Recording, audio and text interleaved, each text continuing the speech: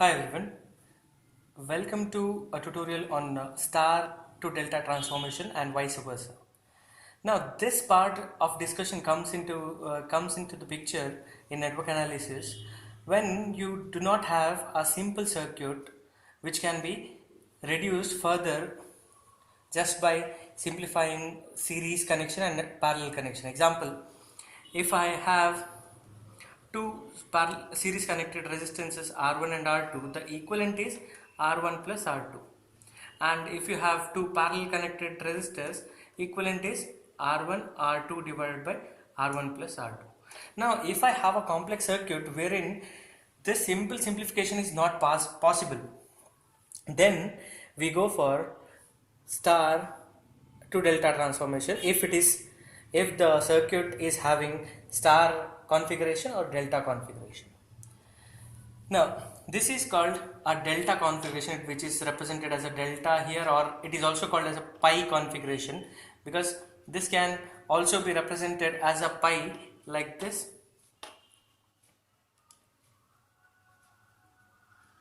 right? Because these 2 points are same, these points are shorted, we are representing it as a single node here, and this resistance is equivalent to, this is Ra, Rb and Rc. So it is also called as pi network, and this is called star network, or it is also called as Y because of the obvious shape. Now consider my delta with resistance values. This can be taken for impedances. This derivation can be extended for impedances, and only the change would be I'd be taking in place of Ra, I'll be taking it as Za, indicating that it is an impedance.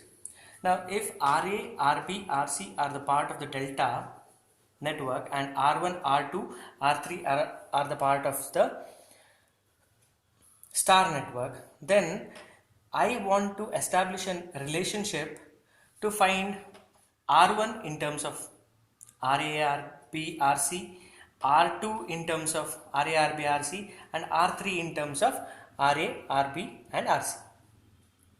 Now, I say that this configuration is equal to this configuration, right? That means one configuration can be converted into other, and vice versa. So if that is true, then effective resistance between any 2 points in the network must be the same. So that will fetch me RBC equal to REF, right? Effective resistance between B and C should be equal to effective resistance between E and F. And one more is effective resistance between A and B, or AB, must be equal to RDE. Now again one more is RAC must be equal to RDF. So these are the two equivalents that we get when we say that this configuration of delta is equal to the star configuration.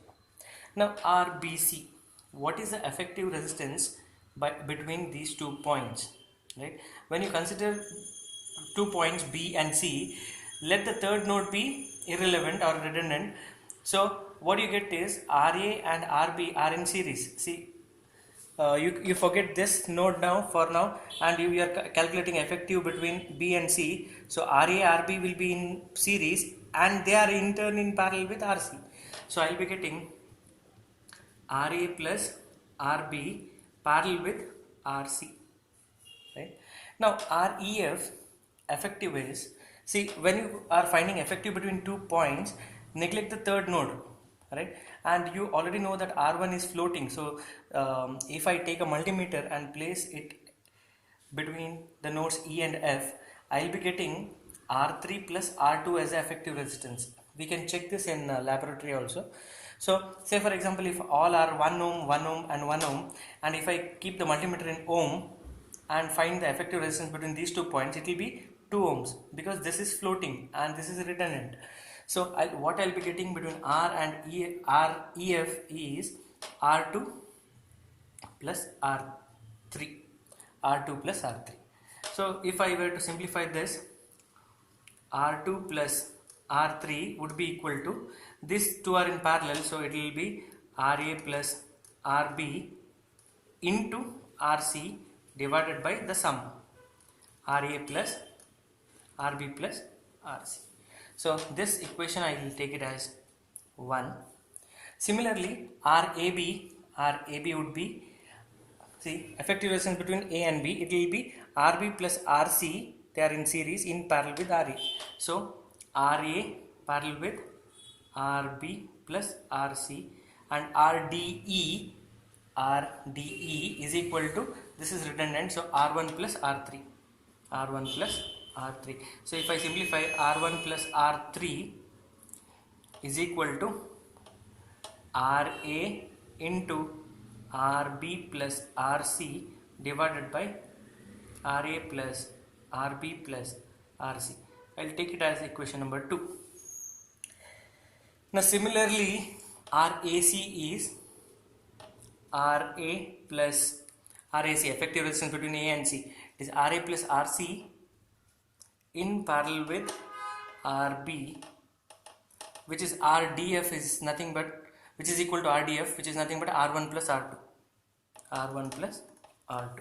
So I'll be getting R1 plus R2 as RA plus RC into RB divided by RA plus RB plus RC. So I'll name it as equation number 3.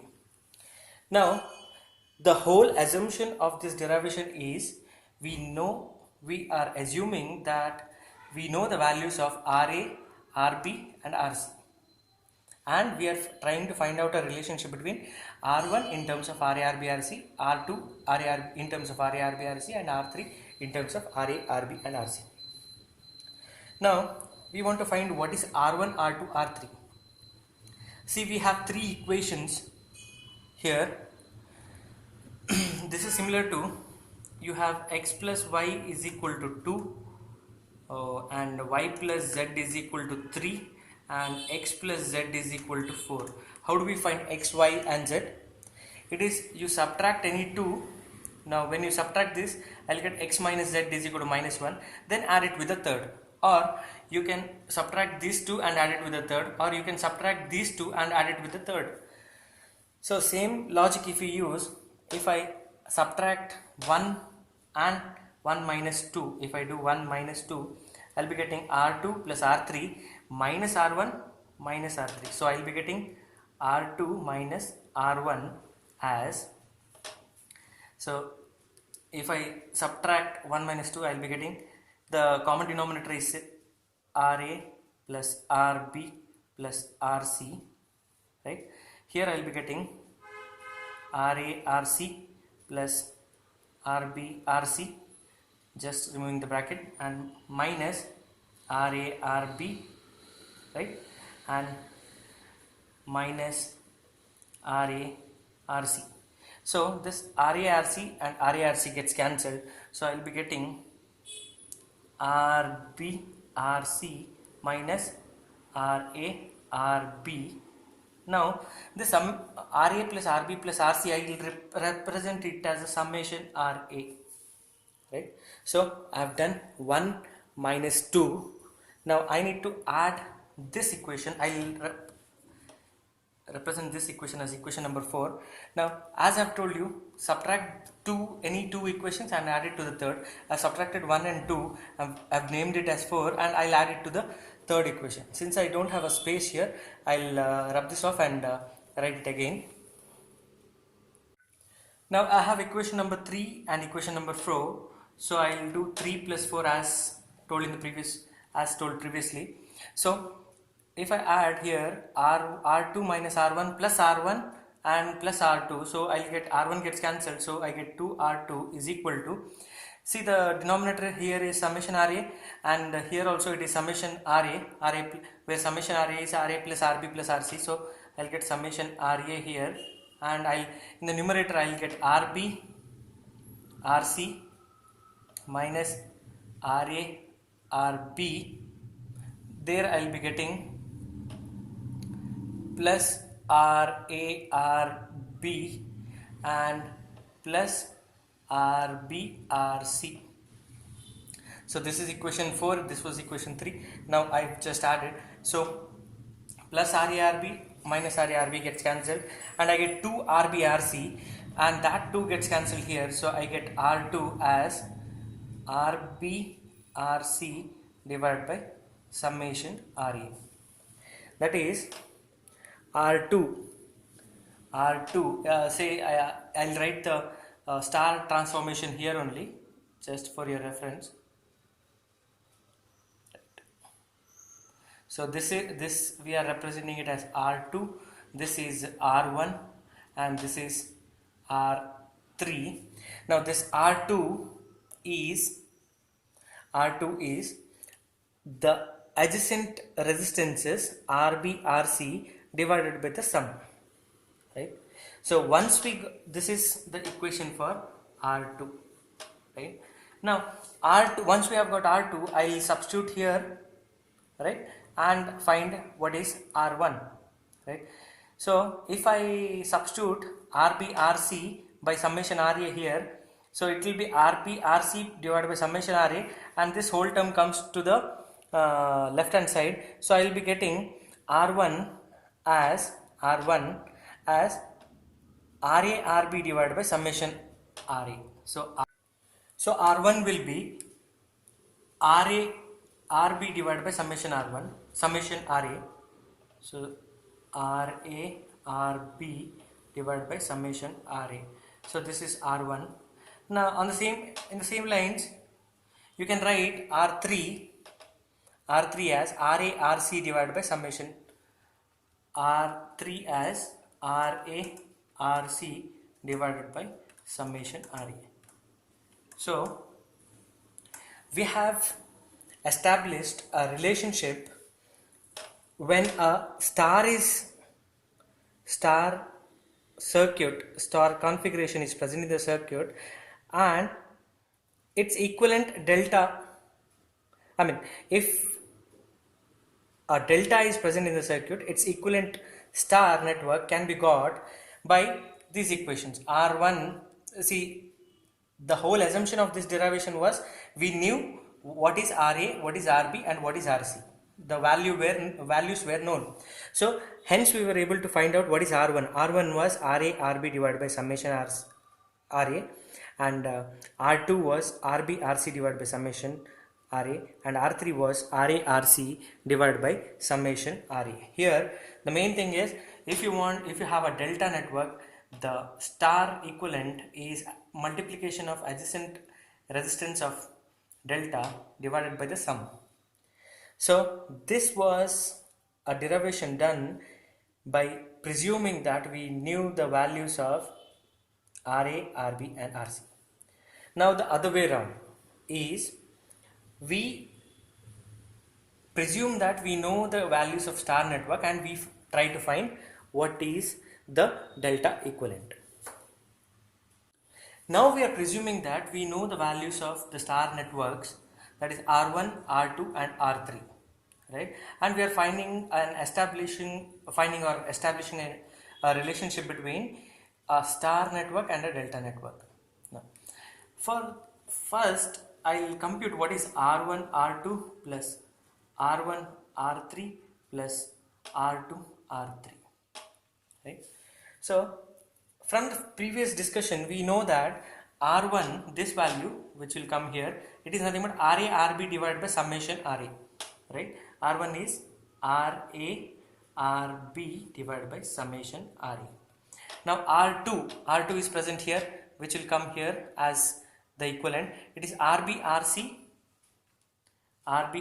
divided by summation RA, plus R1 is RA RB divided by summation RA, and R3 which will come, R3 is present here, which will come here. If you fit this inside the delta, so it will RA RC divided by summation RA, plus R2 is RB RC divided by summation RA, and R3 again is RA RC divided by summation RA. Now the product is summation RA whole square. because everywhere you have summation RA into summation RA, and here I will be getting RA, RB, RC common, right? Here I will be getting RA, RB square RC, here I will be getting RA, RA square RB RC, and here I will be getting RB, RA, RB and RC square. So I will take RA, RB, RC out. So if I take RA, RB, RC out, I will be left out with RB here, I will be left out with RA here, and I will be left out with RC here. So I have just simplified the product and sum. Now RA plus RB plus RC is nothing but summation RA. So one summation RA gets cancelled here. So I will get RA, RB, RC divided by summation RA. Now what is the value of RA RB divided by summation RA? See, this value RA RB divided by summation RA is RA RB divided by summation RA. So it must be the value of the resistance which is present here of star network, that is R1. So this is R1 into RC, and as usual I have right hand side R1 R2 plus R1 R3 plus R2 R3. So RC is nothing but R1 R2 plus R1 R3 plus R2 R3 divided by R1. So this derivation, remember, is done by presuming that we know the values of R1, R2, R3 and we are trying to find RC. See, I'll draw a typical graph, typical network here, so that it will be useful for you. See, RA, RB and RC is here, and this is the star network, so which is R1, R2 and R3 here. Now what we have got is RC. If we have a star network, this RC is given by R1 R2, R1 R3, R2 R3, the numerator is same, divided by, if I want RC, divided by the resistance opposite to it, that is R1. Similarly, if I want RB, the equation would be, see, we can find, I have grouped RA RB divided by summation RA as one term. I can group RB RC and RB RC divided by summation RA as one term, and I can replace it by RB RC divided by summation RA is R2. I'll get the equation. I'll get the equation for RA here. So RA is given by, see, what is RC was R1 R2 plus R1 R3 plus R2 R3 divided by R1.